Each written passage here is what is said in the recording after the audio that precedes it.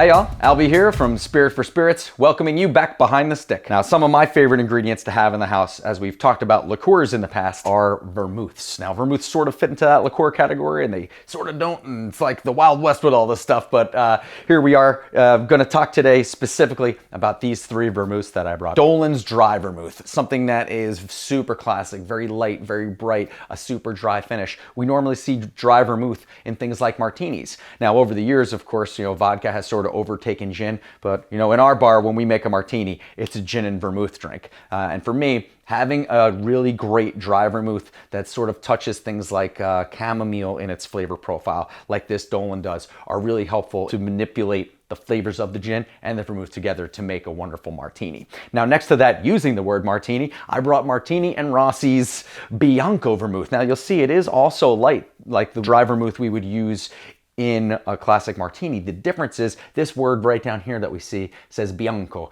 Now, the Bianco tells us one more thing. Now, it is white, but instead of dry, the Bianco tells us that this is gonna have a much sweeter finish. This is something I love to mix into things like champagne cocktails or Collins glasses, that sort of stuff.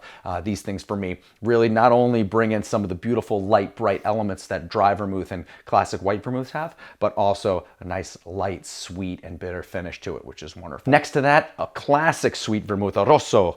This one is a Cocchi Vermouth de Torino. Now, this Cocchi is my favorite, and the reason I really love it is not only is it rich and full and dark and luscious, but it also has this really light, bitter undertone to it that leads us to the perfect Manhattan. These elements are things that I like to use a lot when I'm building spirit on spirit style cocktails, things that don't require any citrus. But we're gonna get into citrus next time behind the stick.